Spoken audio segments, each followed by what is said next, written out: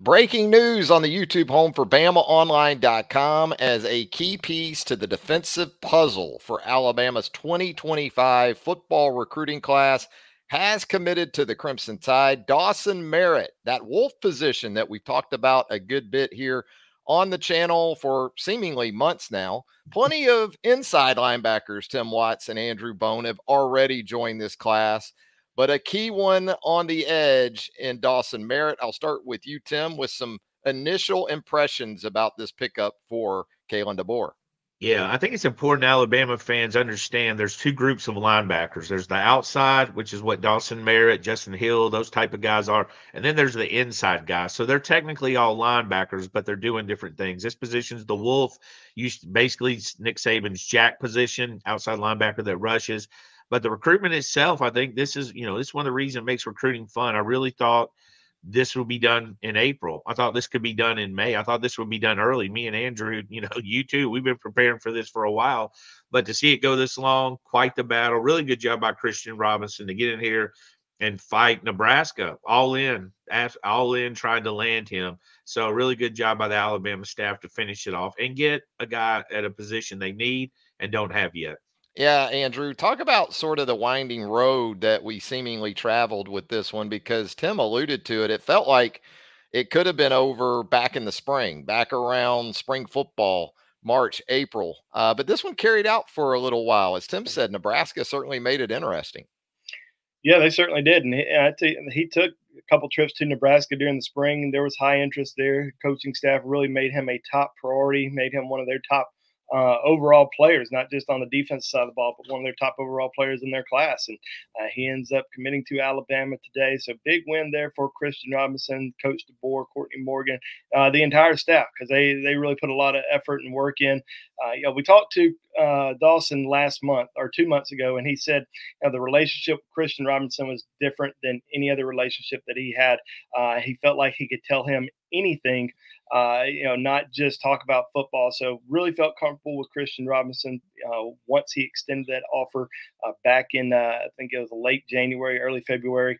And the staff was really all over him since then. Made a couple trips to Tuscaloosa, including 2 unofficial visits. I think the biggest thing with Dawson is getting him on campus in late April after A-Day. It was supposed to be an official visit. He changed it kind of at the last minute to an unofficial visit. So he spent a couple days at Alabama just visiting with the coaching staff. There wasn't really a lot of people on campus that weekend.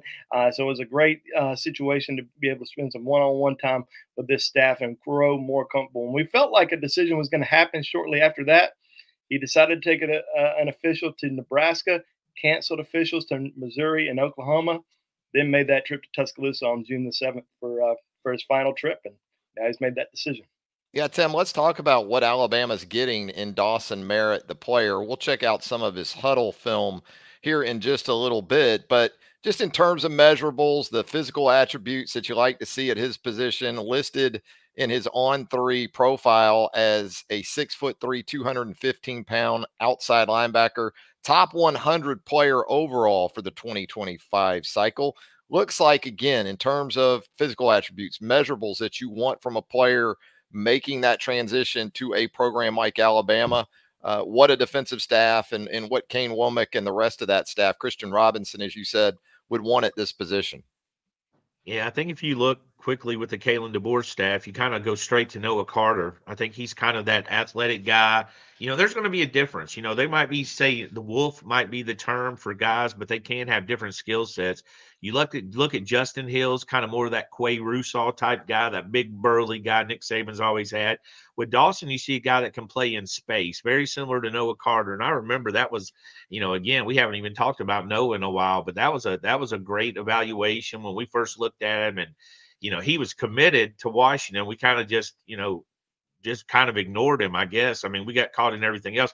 Then he decommitted and it was on. So I think if you're looking for a comparison, that's a pretty good one. Athletic, can play in space, can get out there, probably jump out on a tight end, grab a short route with the wide receivers, what you're looking at. Yeah, Andrew, we've seen it in the past with edge defenders, even in the Nick Saban era. 6'3", 215, 220. Chris Braswell comes to mind in terms of how they arrive at a place like Alabama. Tim Williams, if you want to go a little bit further into the past. kind of what we see, I think, with Dawson Merritt. What are your thoughts on where he's at in his development and kind of the expectation for him moving forward? We're not too far removed from Alabama fans and even us thinking about, when is Alabama ever going to get a pass rusher, an edge rusher, because they just weren't getting those top end guys. I think Tim Williams kind of broke that mold, and everybody got really excited. Then you start seeing the Will Andersons, the Chris Braswell's coming in, even Christian Miller. This is a kid who plays with a lot of high energy. His dad's a NFL coach, David Merritt, defensive backs coach for the Kansas City Chiefs. So he's a smart football player, and he's got a lot of speed, has great closing speed, had a great season, over 83 tackles, or 83 tackles during his 2023 season, had 7 sacks, had 18 tackles for loss. And like Tim said, I mean, this is a guy that's just always around the football. He's aggressive and, certainly somebody that explodes off the edge. Yeah, Tim, there we see it with his huddle clips. You get it going with that closing speed, the ability to strip sack, force a turnover. We also saw him in space, playing some coverage. There it is once again, man. It seems like the great ones, they close that door in about 2 steps, right? There's not a lot of wasted movement, wasted steps, very efficient in terms of how they close, like he does here in coverage too. Yeah, what these guys often have in common, Noah Carter's tight end film, his tight end film was amazing. I imagine you stick Dawson out there, line him up on the end, he's going to be the same type of problem. You got that kind of athlete that can do that. The one thing I love about this kind of athlete is how they drift through traffic. You know what I mean? They're not the guys taking on every block, and they're just gently, dropping that shoulder, getting that bend, getting to that guy, and then the spurt, the quickness to get there. And you can see him, he's around the ball constantly and always knows where the ball is. Yeah, Who he reminds me of a little bit watching this film, from his high school film. I don't know if they're going to end up playing the same position because he is recruited as well, but it reminds me a little bit of Rashaan Evans. Just that high motor, high intensity coming off the edge. Rashaan wasn't an inside linebacker at Auburn High School. He was he played with his hand in the dirt for the most part. We even saw that in the Alabama Mississippi All-Star game when he was announced as the MVP. This guy Dawson Merritt, has a lot of similar attributes as Rashaan Evans coming out of high school. Yeah, smart and disciplined as well. And I like the Rashaan Evans comp because Rashaan was a guy who eventually at Alabama, early downs, you might see him at inside linebacker. Later downs, third down, kick him outside, let him rush the passer. And this looks like, Tim, the son of an NFL coach, because they throw some different things at him with some eye candy and try to get his eyes in the wrong place. But you see it right here. Trusts his talent enough and has that awareness and discipline, stays at home, makes a big tackle for a loss. Yeah, he's those guys would be really good. What's that game where you put a peanut under a cup and you move it around? I think Dawson would follow that pretty well. I mean, you see him here, like you said, he knows his responsibilities. He knows where he's supposed to be.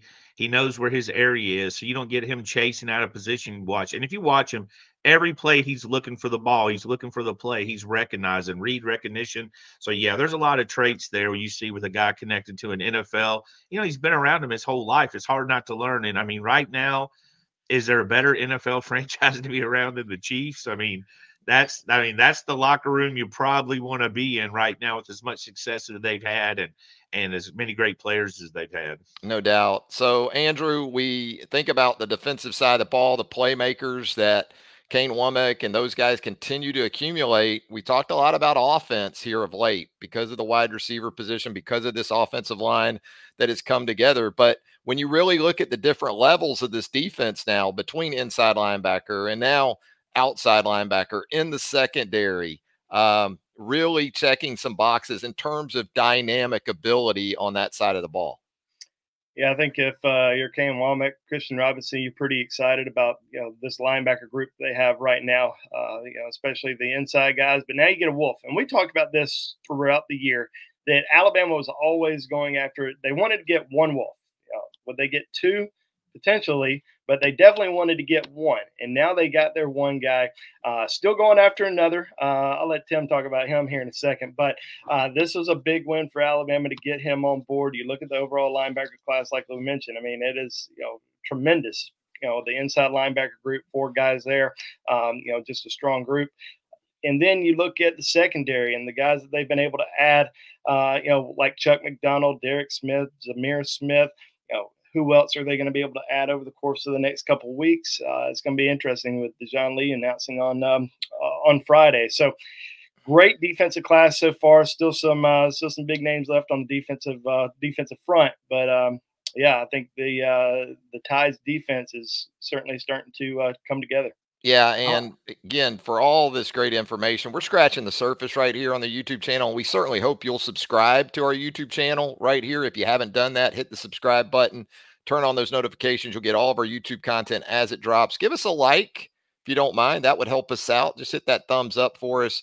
We would certainly appreciate that. But BamaOnline.com, the roundtable, our premium message board, that's where you want to be. We continue to have the $1 for 1 month new subscriber special. So make that happen if you haven't already. It's always a great time to join BOL.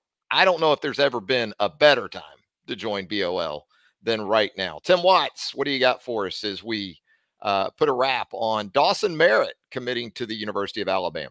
I like to think that when he committed, Kane Womack hollered at Christian Robinson, "It's about time," because Kane Womack got his inside backers. He went and got his guys done in like 2 mail weeks. Order. Yeah, he had mail order inside backers. It seemed it was like he's getting paid. You get paid by the hour, you get paid by the job. It's like he's trying to get that thing done. But obviously, a great job on the inside linebacker. And again, we can't applaud Christian Robinson enough because this was a battle. I mean, there's some sort of it was Nebraska. Nebraska's winning some battles, and they were all in. Matt Rule was recruiting him. They do what they need to do with the NIL. They flipped a massive quarterback commitment last year from Georgia. So I mean, they're going all in. And Robinson really has a good reputation for relating to not only the players. He's kind of a young guy. He played. That's pretty easy. But the parents too. He's got a really good relationship. So a nice linebacker room, and still some more meat on the bone. Great stuff, as always, from Tim Watts and Andrew Bone, our publisher, Tim Watts, and, of course, our senior recruiting editor, Andrew Bone. And stay locked to BamaOnline.com. That's the best thing I can tell you.